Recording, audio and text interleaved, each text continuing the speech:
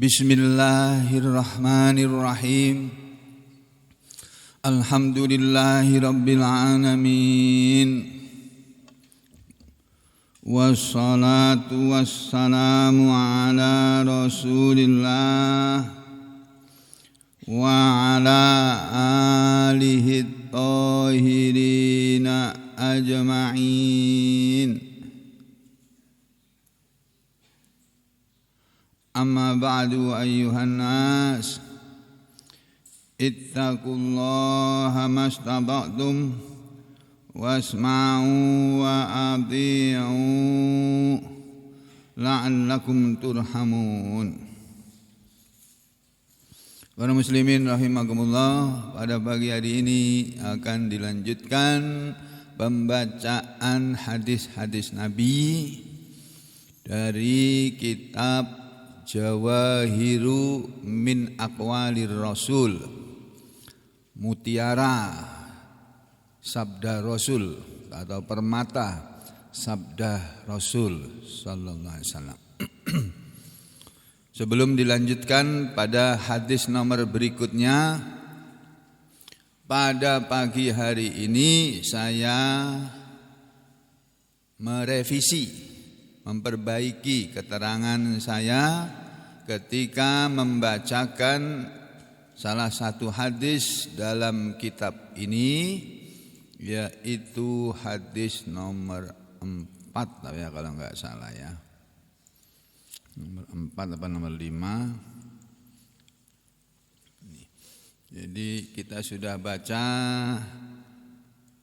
bab 1. Bab 1 ini terdiri dari 1 hadis, kemudian bab 2 terdiri dari hadis nomor 2, 3 dan 4, 5 ya. Kemudian bab 3 terdiri dari hadis nomor 6, 7.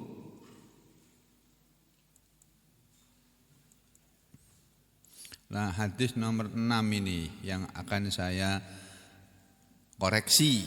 Saya ada sedikit tambahan ilmu.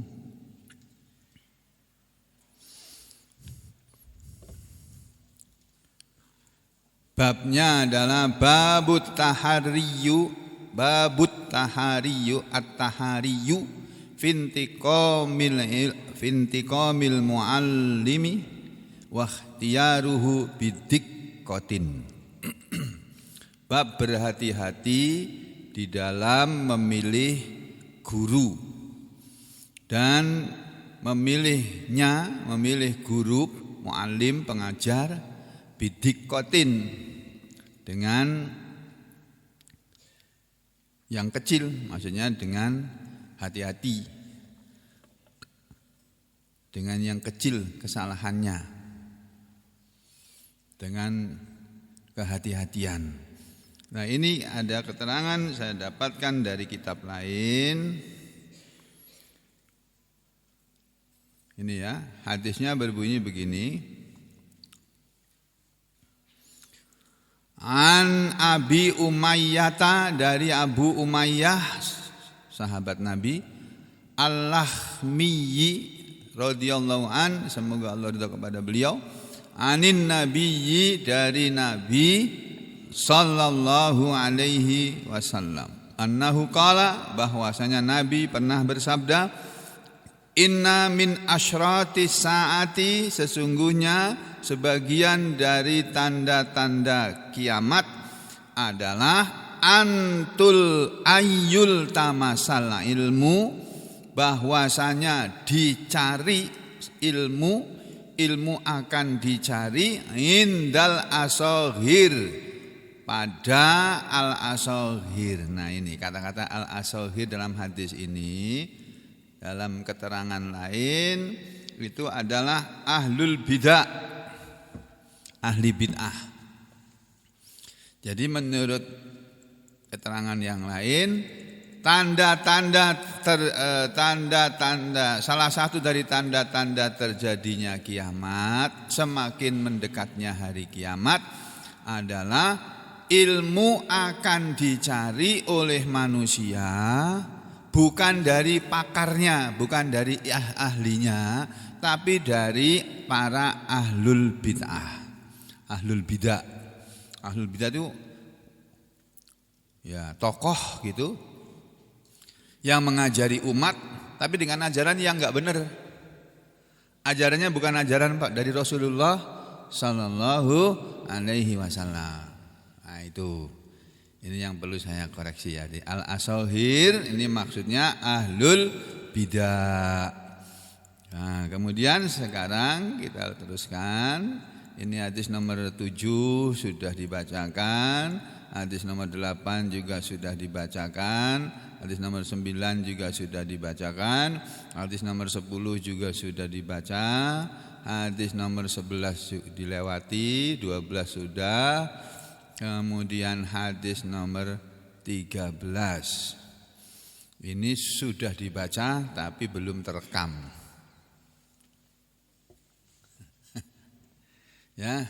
Jadi pada hadis nomor 13 dari kitab ini hadisnya berbunyi seperti ini. An Abdullah bin Mas'udin, dari sahabat Abdullah bin Mas'ud radhiyallahu an, semoga Allah ridha kepadanya, qala Abdullah bin Mas'ud berkata, innakum, kata Ibnu Mas'ud, sesungguhnya kalian semua fi zamanin, berada dalam suatu zaman di mana katsirun ulama'uhu, di zaman kalian sekarang ini, kata Ibnu Mas'ud, dia ngomong dulu waktu beliau masih hidup. Di zaman kalian sekarang ini katsirun ulama'uhu, banyak ulamanya, qalilun sedikit khutaba'uhu, khotib-khotibnya, sedikit penceramahnya. Ulamanya banyak, yang tukang keliling berceramah sedikit. Karena para ulama masing-masing punya majelis sendiri-sendiri yang mengajarkan ilmu kepada masing-masing murid-muridnya. Jadi banyak pengajian-pengajian. Penceramahnya sedikit. Man taroka, barang siapa meninggalkan usra, 1/10 dari ma ya'rifu, apa yang dia ketahui, yang dia kenal. Jadi dia dapat ilmu dari para ulama. Di saat zaman seperti itu, orang yang meninggalkan 1/10 saja dari ilmunya, faqad hawa, maka sungguh dia sudah jatuh. Dia sudah menjadi orang yang terjatuh atau rendah. Lalu Ibnu Mas'ud mengatakan, wa ya'ti, dan akan datang, mim ba'du sesudah ini, sesudah zaman ini akan datang nanti zamanun, suatu zaman di mana pada zaman itu katsirun, banyak, khutaba'uhu, khotib-khotibnya, penceramahnya banyak, ya, tetapi qalilun, sedikit, ulama'uhu, ulama-ulamanya. Ulamanya sedikit, orang-orang yang benar-benar ngerti agama sedikit. Yang banyak itu tukang ngomong, tukang pidato, tapi ilmunya sedikit. Ulama itu ilmunya banyak, tapi dia biasanya jarang ngomong. Kita di Indonesia saat ini kenal dengan namanya Ustadz Abdul Somad. Terkenal ya karena ceramah di mana-mana. Tapi kita tidak tahu siapa sih yang ngajarin Ustadz Abdul Somad sampai dia jadi seperti itu. Gurunya itu siapa? Enggak kenal kita kan? Ya, itu ulama itu yang baik itu begitu, tidak menampakkan dirinya. A'agim terkenal. Orang bisa seperti A'agim itu, yang kita kenal A'agimnya, padahal dia jadi begitu tuh karena gurunya. Melalui gurunya dengan izin Allah. Kita enggak kenal gurunya A'agim. Habib Rizik terkenal, saking terkenalnya sampai ditakuti banyak orang. Indonesia ini takut, pemerintah Indonesia itu takut sama orang namanya Habib Rizik. Sehingga bagaimana caranya, pokoknya orang ini harus dikurung sampai 2026. Supaya jangan ganggu Pilpres 2024.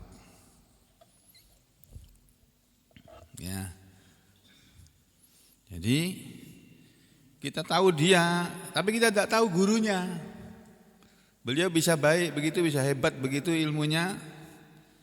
Siapa? Gurunya itu yang ngajari, enggak kenal. Jadi akan datang suatu zaman di mana banyak khotibnya tapi sedikit ulamanya. Di zaman seperti itu manis tamsaka, kata siapa tadi ini? Abdullah bin Mas'ud ya.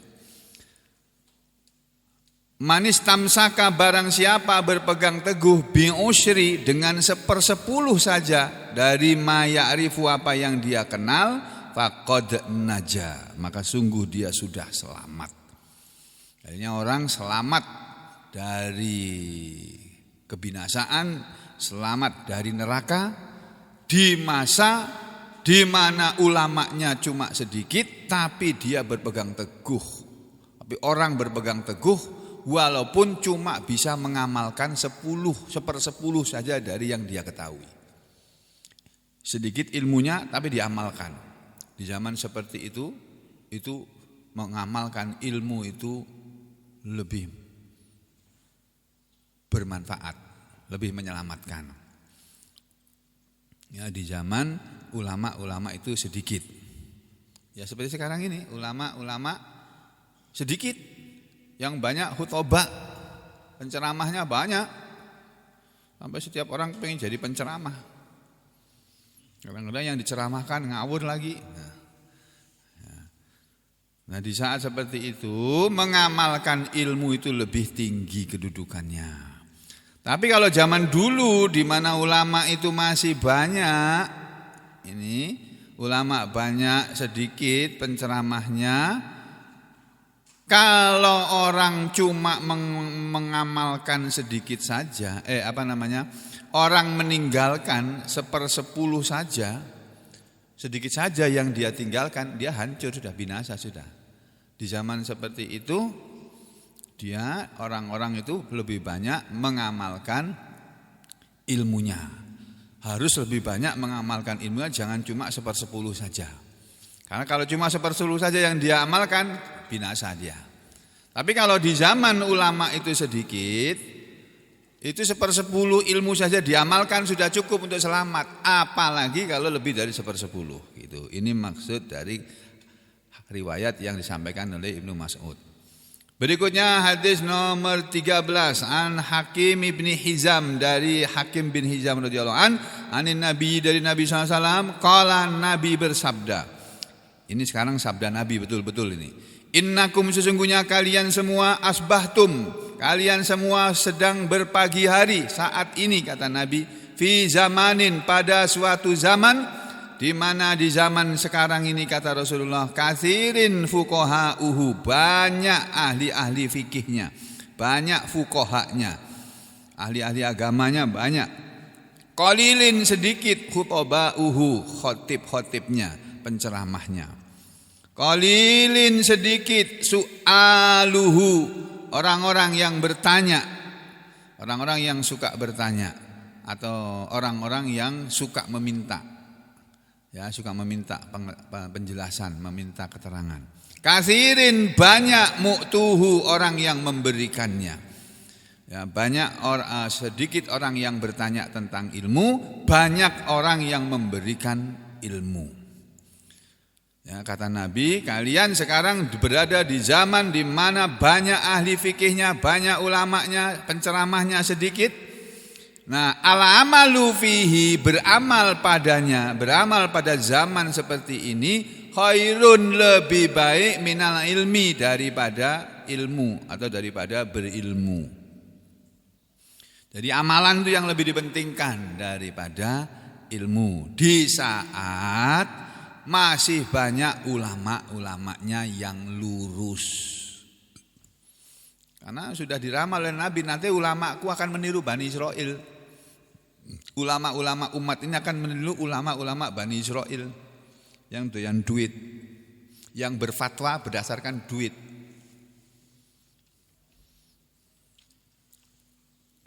Nah, kalau ulama yang baik itu ulama yang tidak terikat oleh siapapun, tidak terikat oleh ormas apapun, oleh organisasi apapun, oleh ormas apapun, tidak terikat oleh pengajian apapun, enggak ada. Terikatnya, tergantungnya hanya kepada Allah. Ulama itu harus begitu, independen. Tidak terikat kepada seseorang, tidak terikat kepada jabatan, tidak terikat kepada apa-apa, enggak. Harus merdeka. Dia hanya menyampaikan apa yang harus dia sampaikan, dan yang dia sampaikan harus yang berdasarkan keterangan yang valid kebenarannya. Ya, gitu. Al-amalu fihi khairun minal ilmi. Beramal pada zaman itu lebih baik daripada ilmu. Wa sayati zamanun, kata Nabi, dan akan datang suatu zaman nanti, ya ini sesudah Nabi enggak ada, yang di zaman itu qalilun fuqahauhu, sedikit ahli-ahli fikihnya, sedikit fuqahanya, katsirun, yang banyak adalah khutobauhu, khotib-khotibnya, penceramahnya yang banyak. Katsirun su'aluhu, banyak yang memintanya atau menanyakannya. Qalilun, sedikit, mu'tuhu, yang memberikannya. Jadi yang banyak itu orang yang bertanya-tanya, ya, yang bagian memberikan ilmu sedikit, karena fuqahanya, ahli fikihnya, ulamanya sedikit. Nah, yang ditanya para khotib-khotibnya ilmunya sedikit, sehingga ketika ditanya ya jawabannya pasti akan ngawur. Al ilmu fihi, ilmu di zaman seperti itu khairun, kedudukannya lebih baik, minal amal, daripada amal. Jadi di saat di mana ulama itu sudah sedikit, yang banyak penceramahnya, itu nilai ilmu lebih tinggi daripada nilai amalan orang. Makanya di saat seperti itu mestinya kita banyak menuntut ilmu. Jangan mengandalkan penceramah.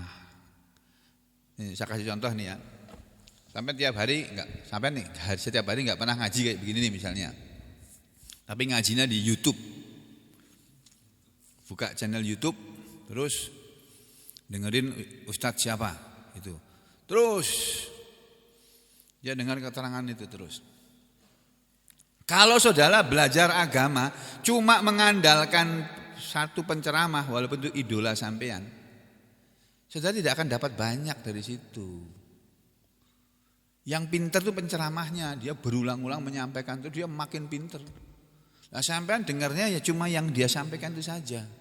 Mestinya enggak begitu, enggak cukup cuma itu. Kalau begitu boleh, tapi tidak cuma itu yang diandalkan. Saudara harus ngaji. Bagaimana bisa menjadi orang seperti Ustadz Hadi Hidayat itu bagaimana misalnya begitu.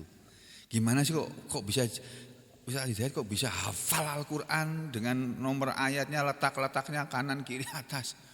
Bahkan nomor hadis juga konon sidin beliau hafal ya. Kadang-kadang saya cek ya, kadang-kadang keliru juga yang diomongkan itu. Dia ngomong suatu hadis di Bukhari, hadis nomor ini saya cek, dia loh kok enggak sama. Ini yang salah kitabku atau Pak Ustadz Hadi Hidayat yang keliru menyebutkan nomornya. Berulang kali saya cek di kitab yang disebut beliau itu enggak cocok bunyi hadisnya. Yang namanya manusia kan bisa keliru.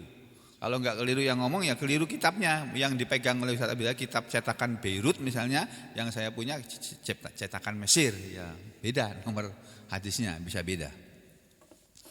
Jadi begitu ya saudara sekalian, di saat ulama itu cuma sedikit, orang yang berilmu itu cuma sedikit, itu nilai ilmu lebih besar, lebih baik daripada nilai amalan. Ya seperti sekarang ini, saudara harus banyak menuntut ilmu ya.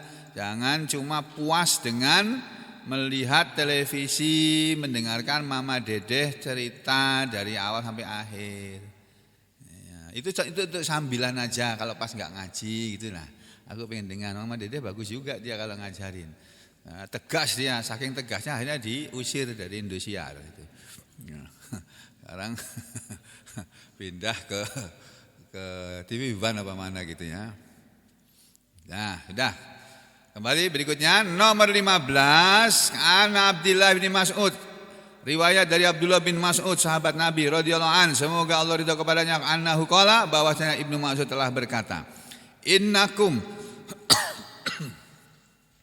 Innakum sesungguhnya kalian semua, kata Ibnu Mas'ud, fi zamanin pada suatu zaman, dalam suatu zaman, kalian hidup dalam suatu zaman di mana as-shalatu fihi, salat padanya, salat pada zaman sekarang ini, kata Ibnu Mas'ud, tawilatun, panjang, salatnya lama, panjang.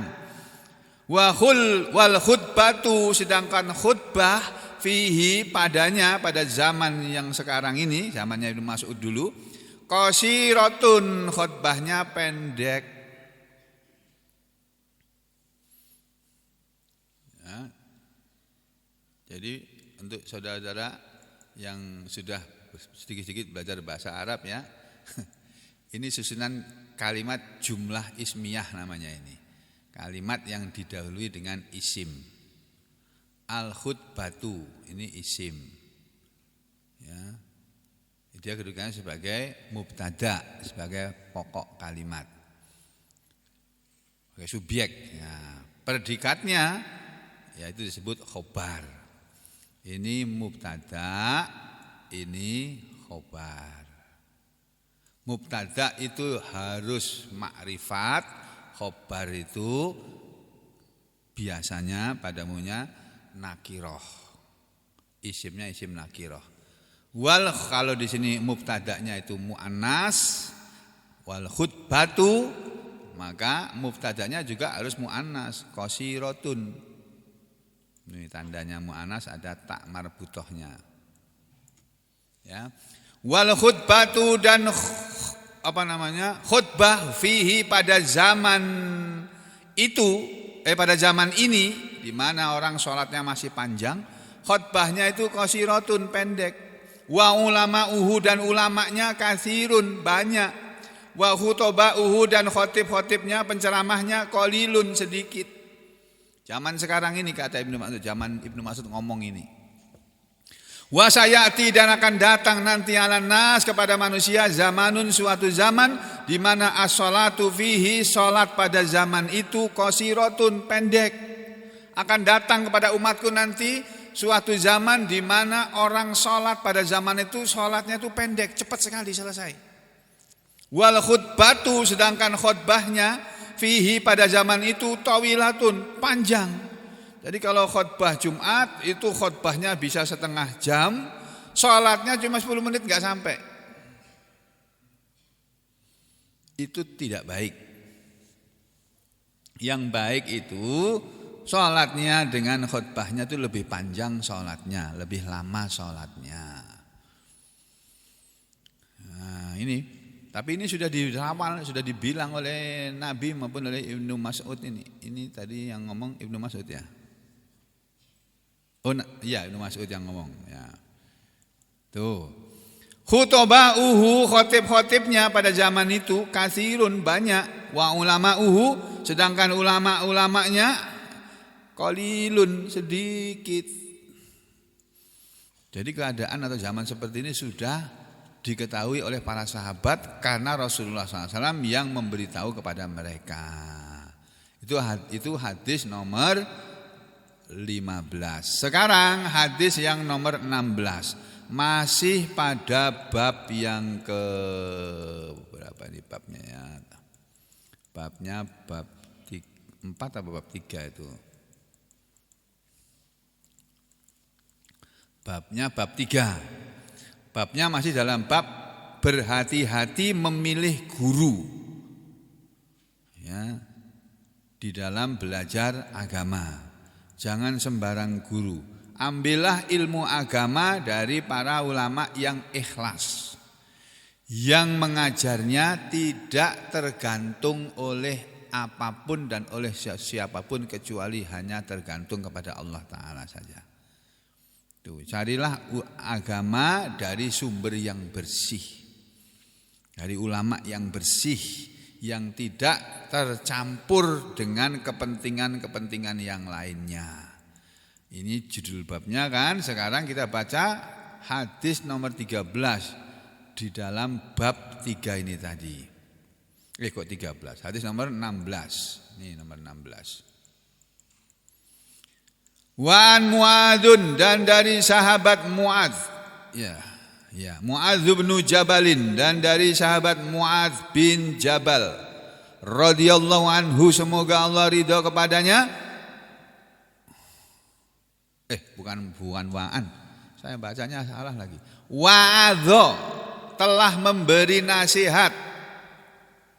Siapa yang memberi nasihat? Muadz bin Jabalin, Muadz bin Jabal radhiyallahu an, semoga Allah ridha kepadanya. Jadi salah seorang sahabat Nabi yang bernama Muadz bin Jabal dulu pernah memberi nasihat kepada ashabahu, sahabat-sahabatnya. Jadi begitu bapak-bapak, ibu-ibu, kalau kita bersahabat, kita saling menasihati. Nah, saudara juga boleh menasihati saya. Kalau saya ada kekurangannya, saya dikasih tahu, dinasihati. Tuh. Nah, kan tiap hari gini kan saya yang ngasih nasihat sama sampean. Yang saya sampaikan nasihat bukan dari saya, tapi nasihat dari Allah dan dari Rasulullah. Nah, dulu sahabat Muadz bin Jabal pernah menasihati sahabatnya yauman, pada suatu hari. Faqala, maka Muadz berkata begini kepada sahabat-sahabatnya, kepada murid-muridnya. Inna min waraikum fitanan, kata Muadz. Inna, sesungguhnya, min waraikum, di belakang kalian, fitanan, maksudnya di belakang kalian nanti, di zaman di belakang kalian nanti akan banyak fitnah. Apa itu fitnah? Fitanan ini bentuk kata jamak dari fitnatun. Kalau satu fitnatun, kalau banyak fitanun.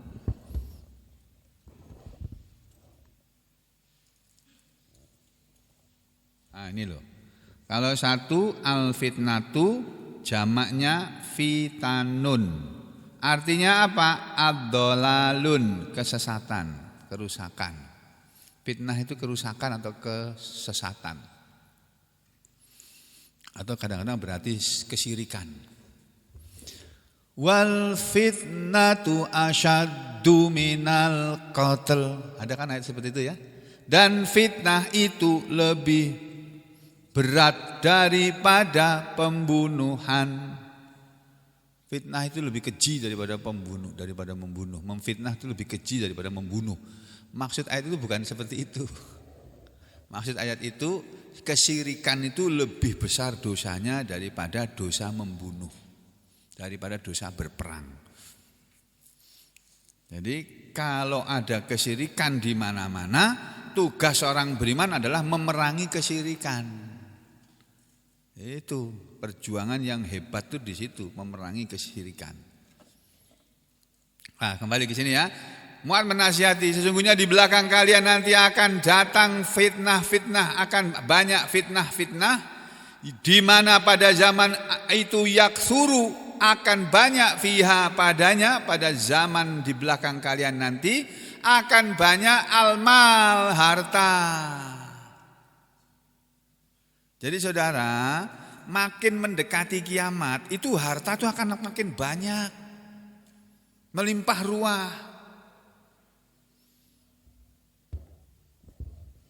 Nah, kita lihat sajalah di negara kita ini, di zaman sekarang ini, tahun 2021.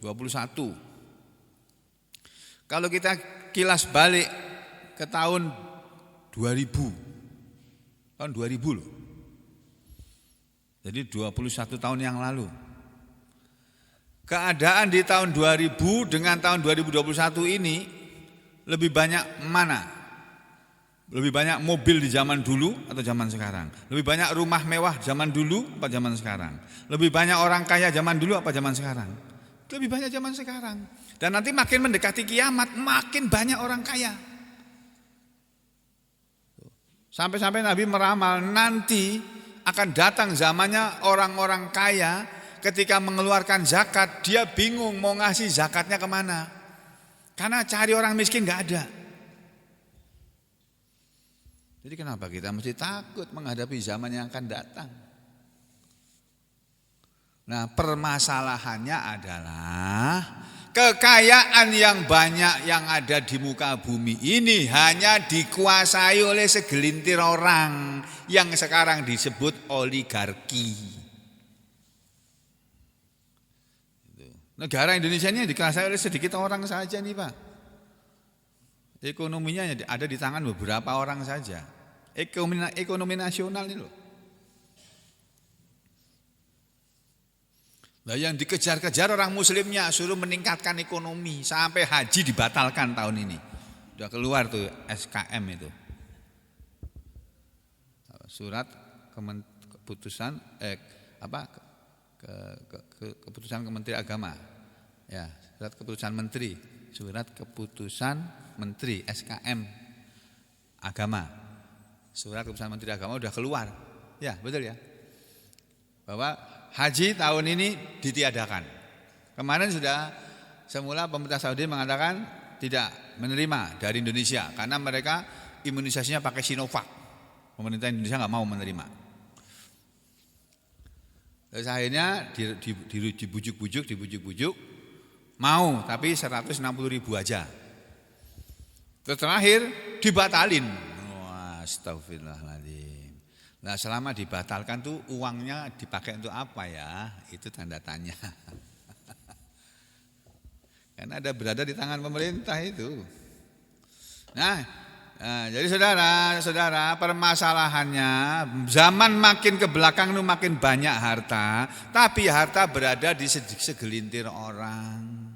Karena mereka tidak mengamalkan ajaran Islam sehingga mereka rakus kepada dunia, rakus kepada harta, tidak mempedulikan orang-orang miskin. Orang-orang miskin makin dicekik, makin susah hidupnya. Jadi nasihat Mu'adz kepada sahabatnya, sesungguhnya di belakang kalian akan banyak fitnah-fitnah, di mana akan banyak pada zaman itu nanti harta benda. Wa yuftahu fihal Quran, dan akan selalu dibuka pada zaman itu Al-Quran. Al-Quran selalu dibuka, dibaca. Hatta sampai ya'khudahu, akan mengambil Al-Quran al-mu'minu wal munafiku, orang yang beriman dan orang munafik. Jadi orang beriman ada yang ahli Al-Quran, orang munafik juga ada yang pintar Al-Quran. Warrajulu wal mar'atu, dan orang laki-laki dan orang perempuan juga mengambil Al-Quran. Banyak laki-laki yang pintar Al-Quran, banyak perempuan yang pintar Al-Quran. Wasaghiru wal kabiru, dan banyak anak kecil yang pintar Al-Quran. Wal kabiru, dan banyak orang tua yang pintar Al-Quran. Wal abdu wal hurru, bahkan banyak budak laki-laki maupun orang merdeka. Banyak budak maupun orang merdeka yang mengerti Al-Quran.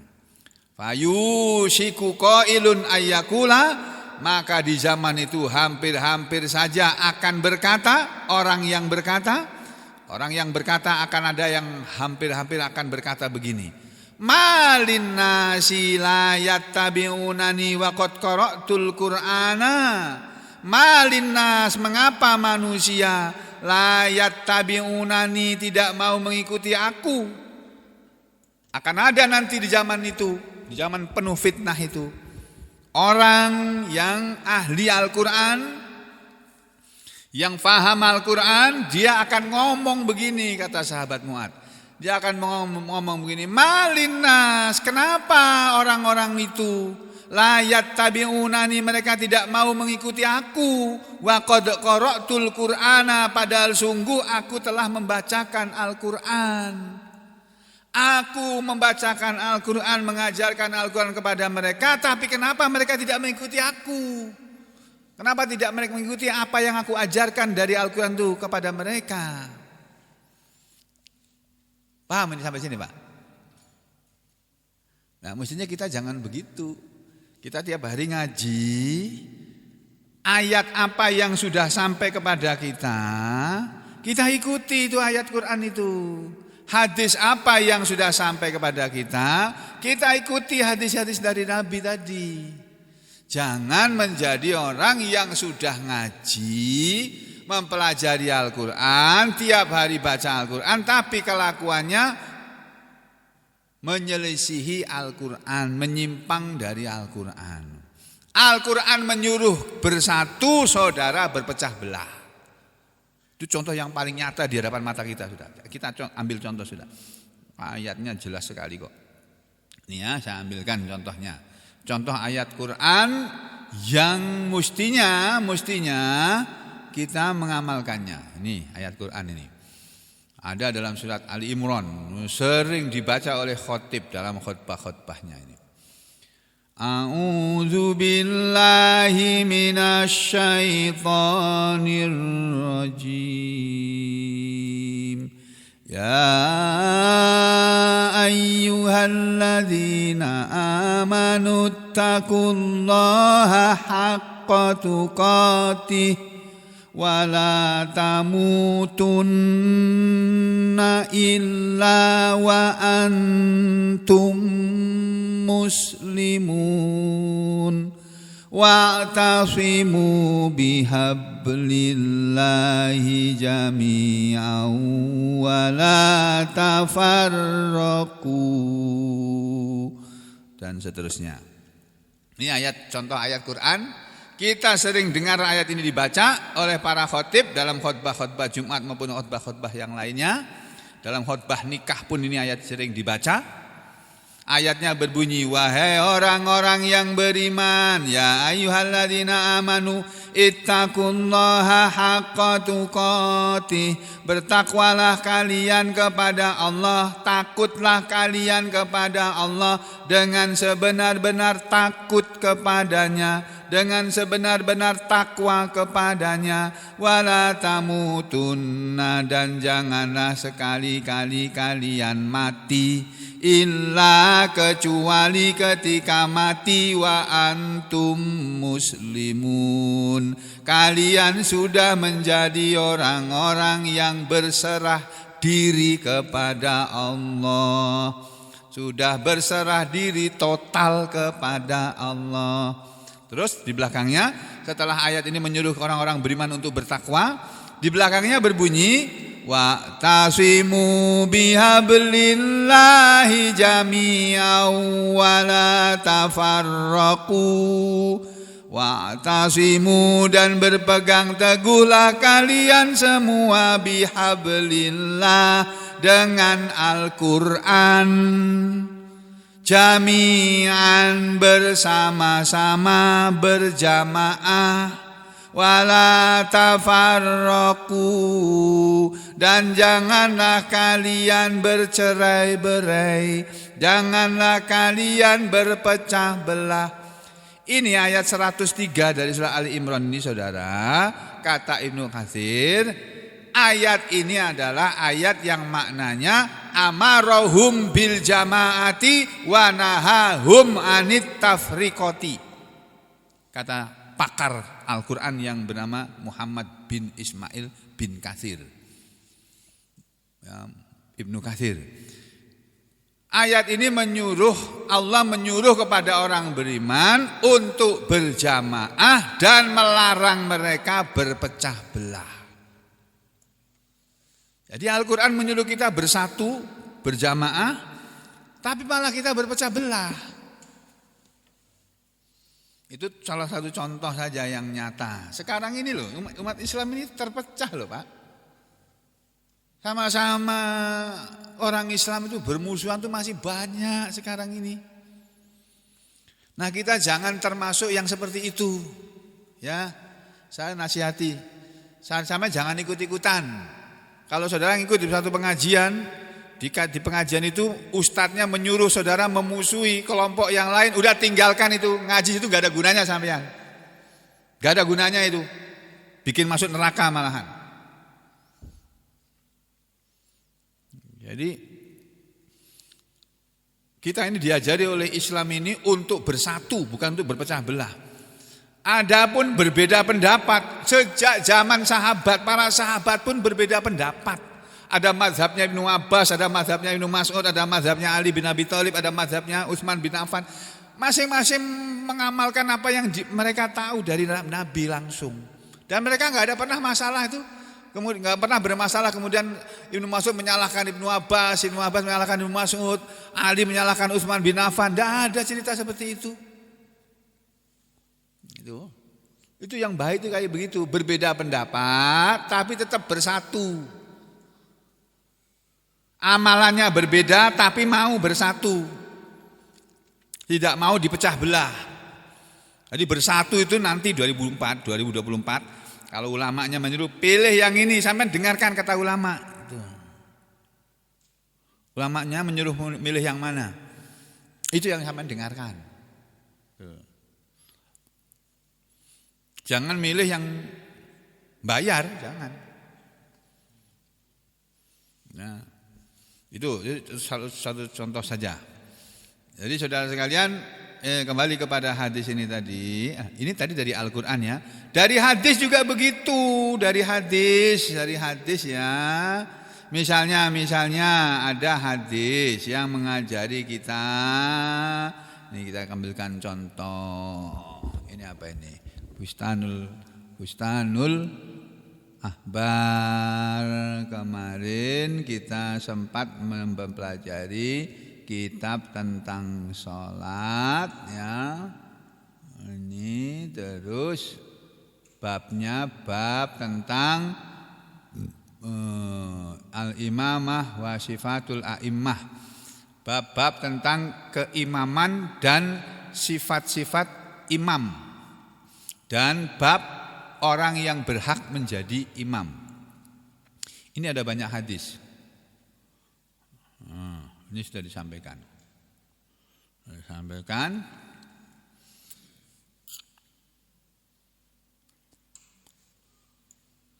Lalu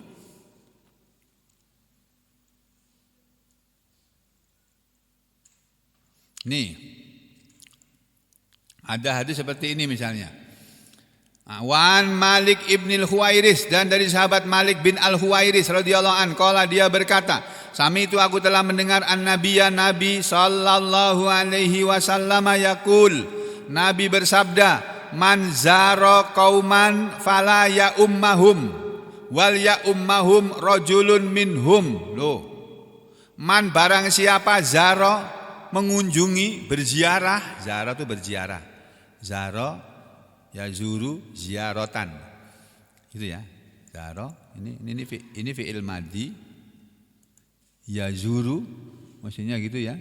Ya zuru, ya zaru, zaron atau ziaratan. Masdarnya zaron atau ziaratan. Tuh.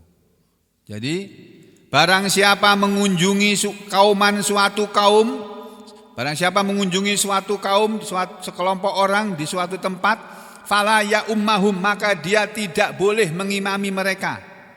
Wal ya ummahum, dan hendaknya yang mengimami kaum tersebut adalah rajulun minhum, seseorang di antara mereka.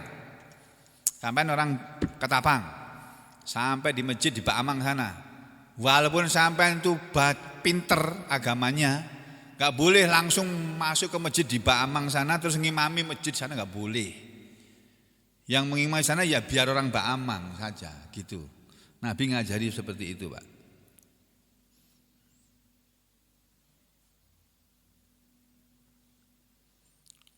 Terus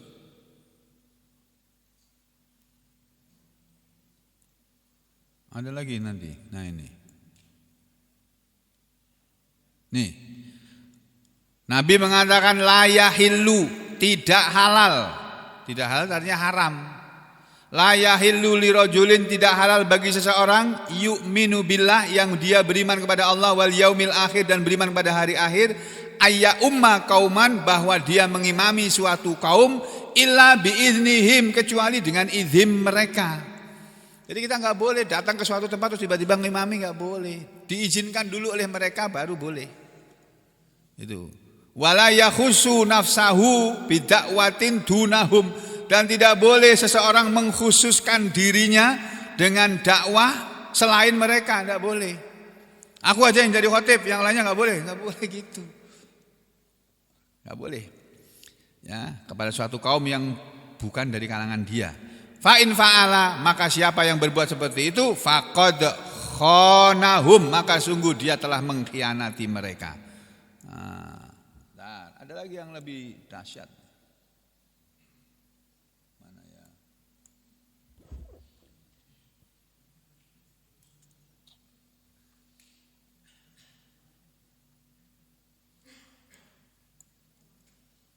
Kasih lihat. Nah ini.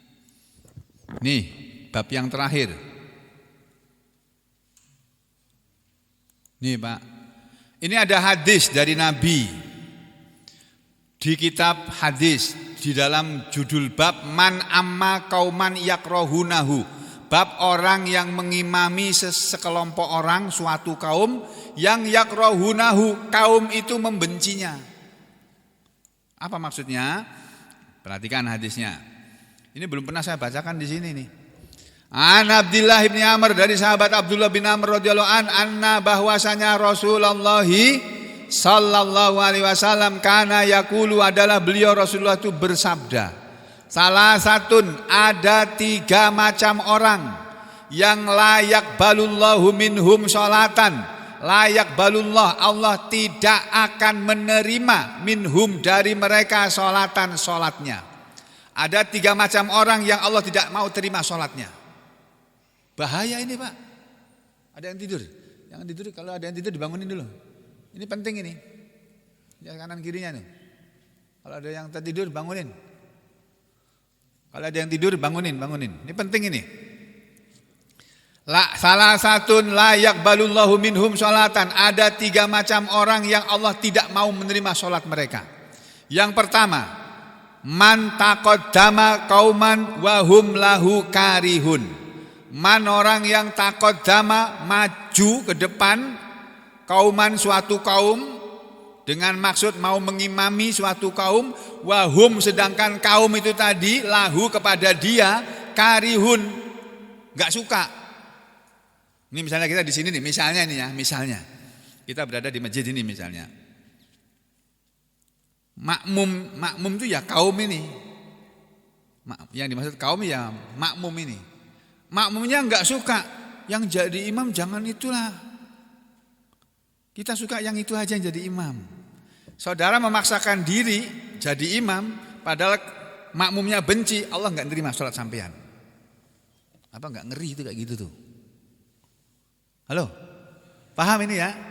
Nah, makanya jangan sembarangan. Itulah sebabnya saudara, satu lebih senang jadi makmum daripada jadi imam. Pertama enak, saya enak, tinggal Allahu Akbar, imamnya Allahu Akbar, Allahu Akbar. Sami Allah liman hamidah, sami Allah. Jadi imam itu berat Pak. Kalau salah makmumnya ini ada salahnya, sampai yang bertanggung jawab kepada menanggung dosanya makmum. Tapi banyak orang yang malah kepingin jadi imam, senang jadi imam. Ya, padahal Rasul mengatakan ada 3 macam orang yang Allah tidak mau terima sholat mereka. Pertama, orang yang mengimami suatu kaum padahal kaum itu tidak suka dia jadi imam. Paham Pak ini? Nah, yang kedua, warajulun, dan seseorang yang atas sholata, dia mendatangi sholat dibaron, dalam keadaan dibar. Wadibar, dan yang dimaksud dibar adalah ayatiyaha, bahwa dia mendatangi sholat ba'da antafutahu, sesudah habis waktunya sholat. Jadi orang sholat di waktunya sholat sudah habis, ya Allah enggak terima sholatnya. Terus yang ketiga, warajulun, dan seseorang yang iktabada muharrarahu, memperbudak orang merdeka. Jadi orang yang memperbudak orang lain, dia orang merdeka tapi dianggap dijadikan budak oleh dia. Ini orang begini sholatnya enggak diterima oleh Allah. Rawahu Abu Dawud, yang meriwayatkan hadis ini Imam Abu Dawud. Ya, kembali kepada hadis yang sedang kita pelajari ini. Jadi nanti akan datang suatu zaman di mana orang akan berkata begini, kenapa sih orang-orang itu tidak mau mengikuti aku, padahal aku sudah membacakan Al-Quran kepadanya. Mahum, mengapa mereka bimutabbi'iyya, tidak mau mengikuti aku, hatta sampai abtadi'a lahum ghairahu, aku membikin bid'ah untuk mereka selain dia. Mereka baru mau mengikuti aku ketika aku melakukan sesuatu perbuatan bid'ah, baru mereka mau nurut aku. Kalau yang kuajarkan Al-Quran, yang kuajarkan hadis, kenapa mereka enggak mau nurut? Tapi kalau yang aku ajarkan kepada mereka, yang aku amalkan untuk mereka ikuti, itu sesuatu yang tidak ada contohnya dari Rasulullah SAW, malah mereka mau mengikuti aku. Ya, ini hadisnya Hanifah. Ya, Masya Allah. Fa iyyakum, maka hati-hatilah kalian semua. Wama betudia, dan hati-hatilah kalian terhadap apa yang dibikin-bikin oleh manusia dalam urusan agama ini. Fa inna, karena sesungguhnya mabtudia, apa saja yang dibuat-buat dalam urusan agama ini, dhalalatun, itu adalah kesesatan. Salat berjamaah itu dari Rasulullah SAW disuruh rapat softnya Pak, bukan disuruh renggang. Nah, yang merenggangkan sholat ketika berjamaah alasan apapun itu sudah merubah-rubah ketentuan agama dari Rasulullah Sallallahu Alaihi Wasallam. Itu sudah sesat, salah. Wa uhadzirukum, dan aku mengancam kalian, aku peringatkan kepada kalian, zaighatal hakim, terhadap ketergelinciran seorang hakim. Ya, terhadap tergelincirnya hakim. Fa inna syaiton, karena sesungguhnya setan itu qad yaqulu, sungguh setan itu suka berkata kalimat ad-dhalalati, kalimat yang sesat, ala lisanil hakim, kepada mulut para hakim. Jadi para hakim itu sering diganggu oleh setan, mengatakan kalimat yang sesat, memutuskan dengan keputusan yang sesat yang berasal dari setan, tidak mau mengikuti keputusan yang baik yang berdasarkan pertimbangan hati nurani atau hukum yang sebenarnya. Wa qad yaqulul munafiqu kalimatal haqqi, dan sungguh nanti akan ada orang munafik mengatakan kalimat yang benar. Nanti akan ada orang munafik mengatakan kalimat yang benar. Lalu qala ahadu julasaihi, berkatalah seseorang dari teman duduknya, ma yudrini, apa yang memberitahu kepadaku, rahimakallah, semoga Allah memberi rahmat kepadamu, annal hakim, bahwasanya hakim itu qad yaqulu kalimatad dhalalah, hakim itu ada yang berkata dengan kalimat yang sesat. Wa annal munafiqo, sedangkan orang munafik qad yaqulu kalimatal haqqi, ada yang berkata kalimat yang benar. Mana yang lebih baik ini? Orang munafik tapi mengatakan kalimat yang benar, atau hakim, orang yang dipercaya oleh orang banyak sebagai penegak kebenaran tapi malah mengatakan kalimat yang sesat. Itu zaman penuh fitnah, zaman yang rusak.